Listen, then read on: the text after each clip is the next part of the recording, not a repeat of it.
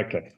Right. Morning. Welcome, everybody. We're talking about ordinary or extraordinary, I think, Lee. Is that correct? Have I got the right mail? Have I got the right title? Okay. So, yeah. What is it?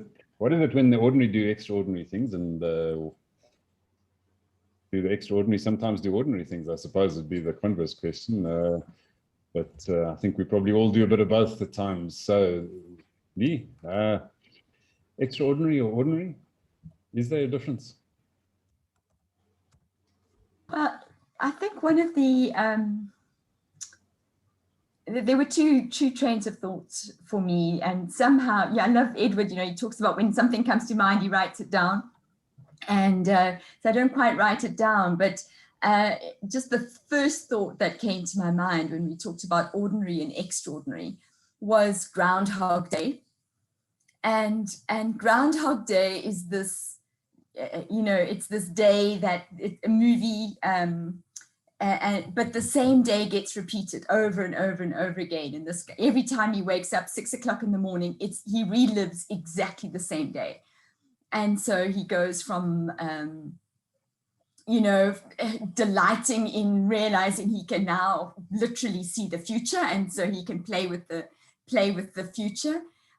Realizing that it is the same day over and over again, and it's beyond what he can deal with, and he tries to commit suicide, and he keeps waking up at 6 o'clock in the morning the next day. He uses it to learn skills. He learns it. He uses it to become influential, and then falls in love, and then of course he has to keep getting the same lady to fall in love with him every day, and he's growing in love with her. So I'm telling you the whole story, but what clicks him out of Groundhog Day, where he wakes up and it's the next morning, is one day he lives completely in the present moment. Just wake up, have breakfast. He's a journalist. He does his talk. He just lives in the moment, appreciating and enjoying every moment for what it is.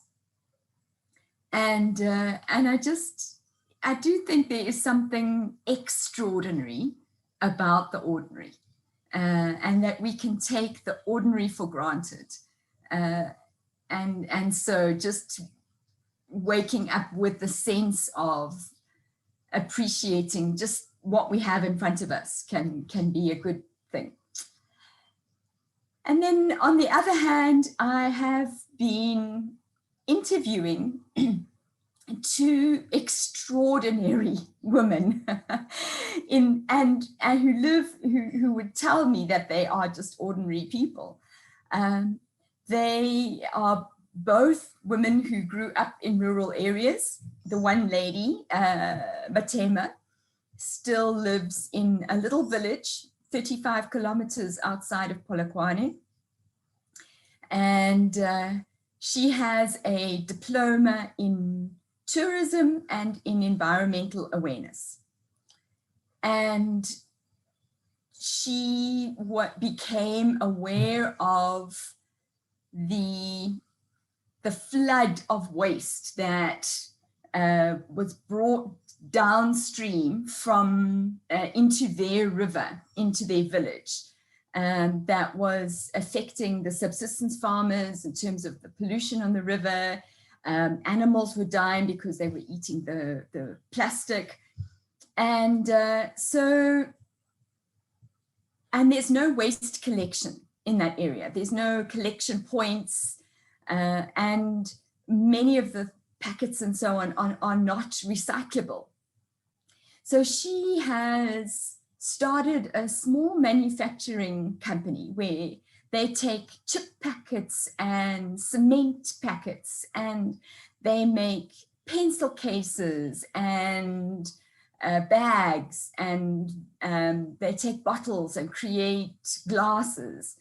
And she's making all these incredible things from things that we would normally throw away, and then educating school children about cleaning the environment and not only educating, but doing cleaning campaigns and then rewarding them with a pencil case made from a Simba packet. So it's just, you know, it's amazing what people are doing. A Simba packet pencil case. So yeah, just extraordinary. Yeah, so I think that's enough from me, just to say that I'm in awe of this amazing lady and others that are and their stories. Great, thanks so much, Lee. Yeah, and for those who might watch this later, if you don't know what a Simba packet is, it's a packet of crisps, potato crisps from a particular manufacturer in South Africa. So yeah, interesting things that people do and come up with, and it's amazing how innovative humans can be if they just simply sit down and apply their minds. And some of us do it, some of us don't. So Jesper, are you sitting? Is your mind applied to your chair or somewhere else, perhaps? But I prefer when you use a different sequence with Ed and all the other big speakers ahead of me. Then I can just regurgitate what they said and then make it sound as if I've said it. Now I have to try and actually add something. But so with this whole thing of ordinary and extraordinary, the obvious is it's just that little bit extra. But it starts from the ordinary. And I was just reminded in this, I think this last week or two, someone sent me a little picture. It was around about Women's Day. I don't know when it was Women's Day. It was recently, I think. But an 8-year-old Indian boy who painted a picture after his father's told him that your mother is not working. Your mother doesn't do any work. And then he started to paint his mother in all the different scenes that he sees her on a daily basis.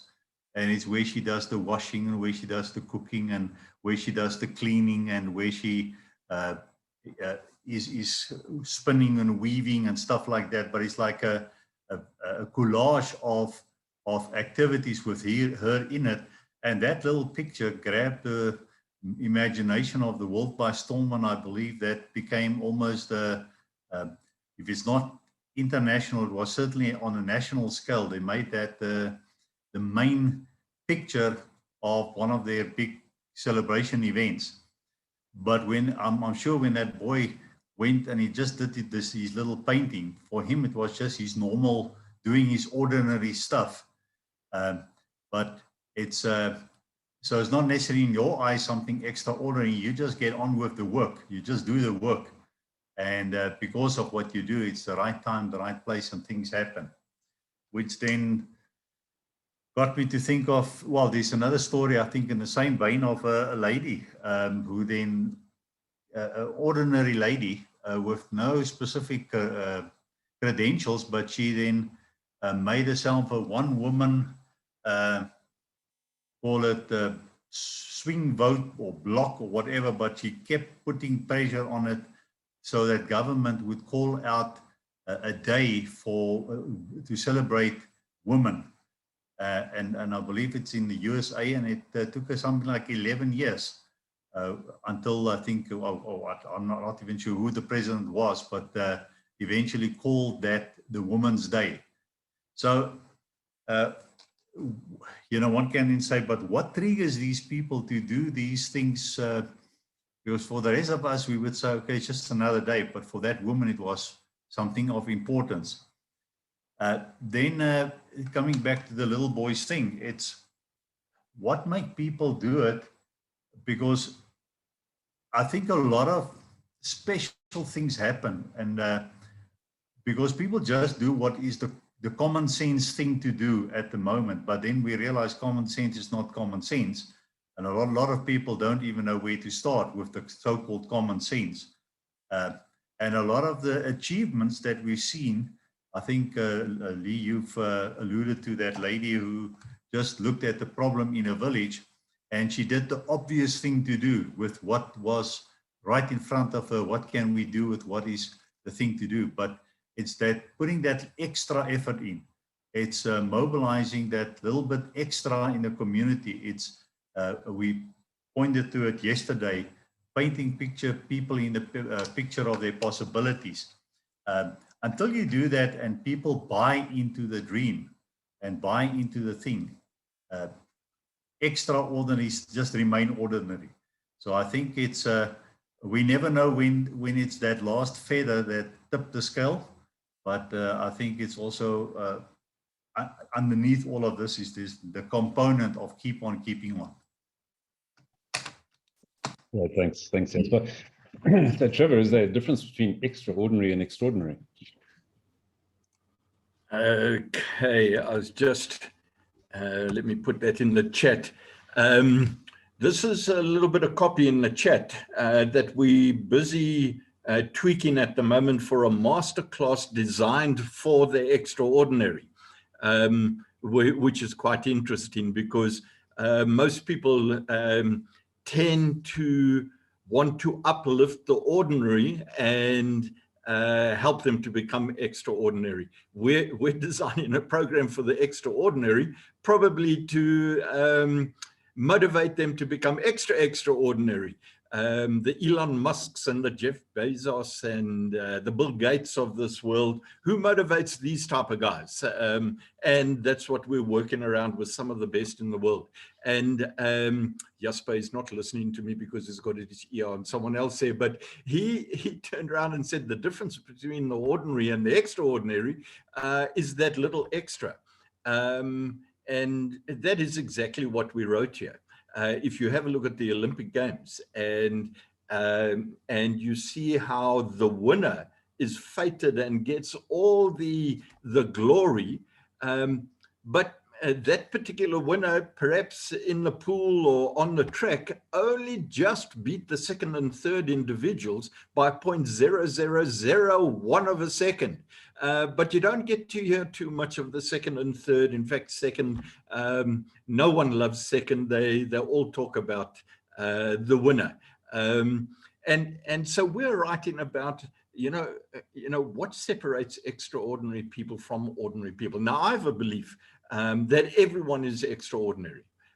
What they don't know is the steps to unleash their extraordinary potential that is inherent in everybody. And there are two things here that I think are important. Getting people to recognize that the difference between ordinary and extraordinary just lies in something so small, it's infinitesimal, that one idea, that one aha moment, that one significant input, that one unique twist. And that's when you bring extraordinary people together. They already know that to go through to climb their exponential curve that they know is their potential, even though they are the extraordinary, lies in just that something simple. And that's when you bring people together, what you're trying to do is you're trying to brainstorm, like we're doing right here, so that people can just grab that one little aha moment. And that's what I wrote there in that third paragraph. Extraordinary people know that extraordinary moments present themselves at the most extraordinary of times. Often a single moment, a tiny window of opportunity that must be taken to push on to success or forever risk losing years and years of hard graft, sweat, and preparation. And so in the background of what we're doing, I wrote extraordinary moments are the oxygen that you and your team need to push higher and further into the rarefied air of the danger zone to the summit of your objectives. So you can see I've got Everest in mind, and I think people who climb Everest are certainly not ordinary people. But if you had to go and chat to them, they'd turn around to you and say, hey, listen, of course I'm ordinary. I just had this ideal to climb the mountain. And you ask them, why did you climb the mountain? They say, because it was there. But it's only a few people. And when they make it, they come back and they're regarded as extraordinary. And so having said that, it comes down to the one little difference that makes these extraordinary moments. I think what differentiates between the ordinary and those that actually achieve extraordinary achievements. And I think it comes down to just getting started. If you've got a great idea, which we all have, many of those great ideas just sit there and they disappear and dwindle into the ether. The individuals who achieve something extraordinary just get started at following through on their idea, and they keep on moving it through, and they keep looking for those little moments. So I love this.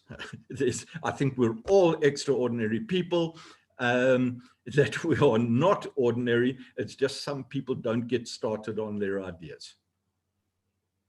But at the risk of having a copyright strike from YouTube, I'm going to say just do it. You know where that one comes from. Ed, yeah, just do it. I think you're a proponent of that. Yeah, I think I must be extraordinary because I've never seen Groundhog Day. The interesting thing is, if you Google Groundhog Day, you get all this crap about the movie. And Groundhog Day is actually a day in America when a groundhog pops up and they tell the weather. And it's the same with anything now. If you Google anything, you get the blooming movie come up or something like that. You don't get the real stuff. Anyhow, and the other thing is, I was talking to a guy the other day and he was ranting about his television program. And I had to stop him and say, look, I don't have a TV. And he couldn't believe it. He'd never come across someone that didn't have a television. So I like being extraordinary. But when we started the business, Ed and Phil, you can guess who my partner was. It was a guy called Philip.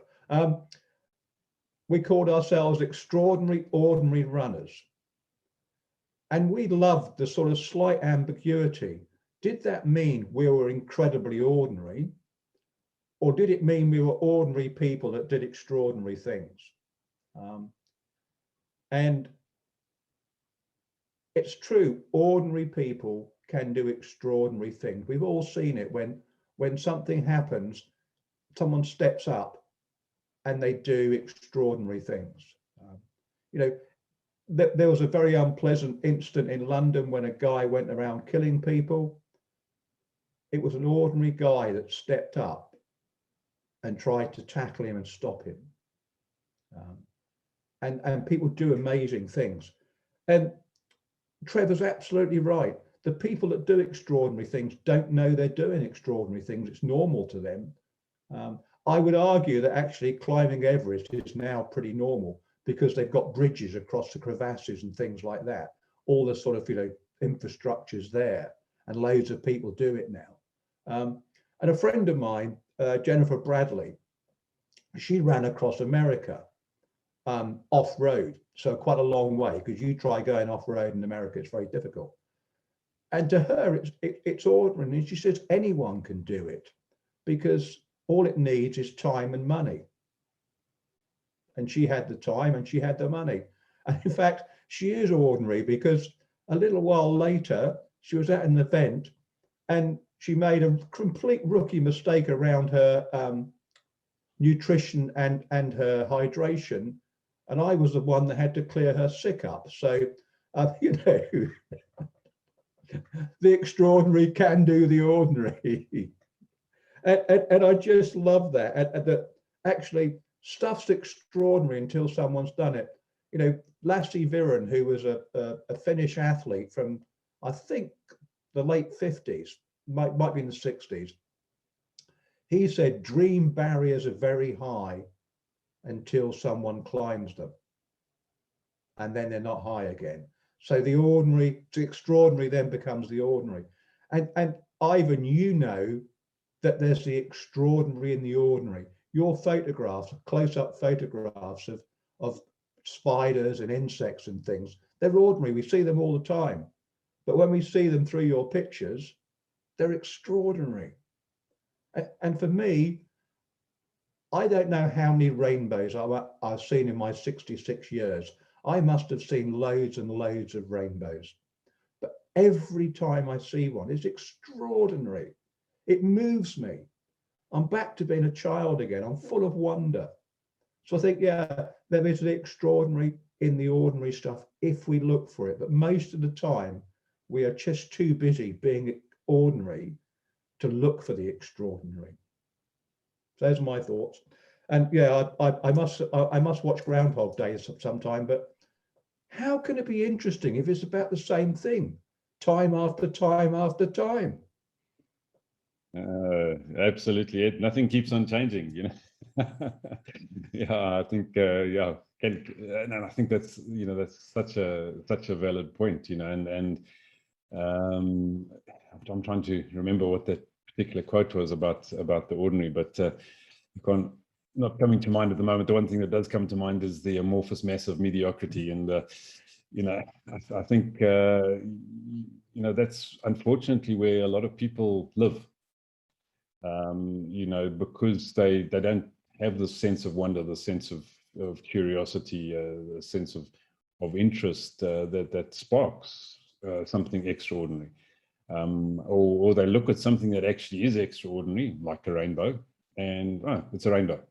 You know, they don't stop and take the time to actually look at it and say, wow, you know, isn't that amazing? I mean, we saw a stunning rainbow when we were in the Kruger a couple of weeks back. You know, just this complete arc, you know, from one side of the bush to the other side of the bush with no human interference anywhere in the picture. Absolutely amazing, just to see such a stunning thing. And yeah, it is. I think sometimes simply that it's actually recognizing that something is amazing, something is extraordinary, something is beautiful. You know, I mean, Lee spoke about common sense. You know, I believe it's probably one of the rarest commodities on this planet. So it's so strange that it's called common. But you know, some people will do something and it'll say, well, it's just common sense. And you say, but it's amazing. You know, why did you do that? It made sense to me. You know, so yeah, I'm not sure that climbing Everest makes sense, but you know, maybe it does to some people. So yeah, maybe one person's extraordinary, the other person's nonsense. I don't know, but you know, we've got to make our own ways. We've got to make our own choices, and but I think it comes back down to exactly what Trevor was saying. You know, you've just got to take that step. You've got to move. You've got to do. Nothing extraordinary is going to happen if you're sitting still watching the world go by. And that's probably where Groundhog Day comes in. I also haven't seen it, Ed, so I know people talk about it. But yeah, extraordinary. It's to be found everywhere. Just open your eyes and look. So, Lee, where do we go from extraordinary? Well, I had an idea a couple of days ago, and I don't know if I'm sort of now stepping out of the train of thought, but I had to do a short video for SMME owners recommending my top 5 books that would help these business owners, help them in their endeavors. And so I sort of thought, well, let's do that as a Wisdom's Chats. If we focus on SMME, so small, medium enterprises, and you know, what would be the top 5 books that you would recommend to them that would help them? Yeah, I'd love to hear what you say. We can make a nice little resource pack here for anybody that wants to get going. And of course, what's going to happen, Edward, is nobody's going to read the actual book. They're going to go onto YouTube and get a summary of the book. But you know what? Let's do it anyway. Well, you know, I suppose it depends on how high you want to climb, you know, how thick the books need to be. You know, you've got to put a stack of them there so you can stand in them, so you can see over the next the next obstacle. So yeah, yeah, I know someone who's got a stack of books, but you know, somebody else is trying to clean them out. They've been gathering dust for far too long.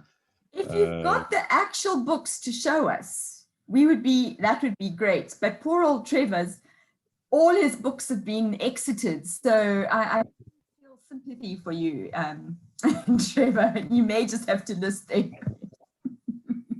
All right.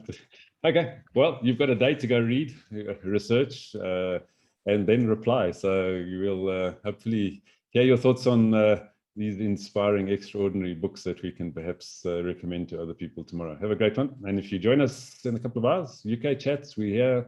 And then again this afternoon, a little bit later, 4 p.m. our time, USA. So no, sorry, try that again. You know, these people who mess around with time zones are really quite frustrating. USA, 3 p.m. South African time, 8 a.m. Central time. And we'll see you on those. If not, and Ed, yeah, what? Nope, Ed's gone. Okay, we lost him. And Jasper. Cheers. And I'm losing back.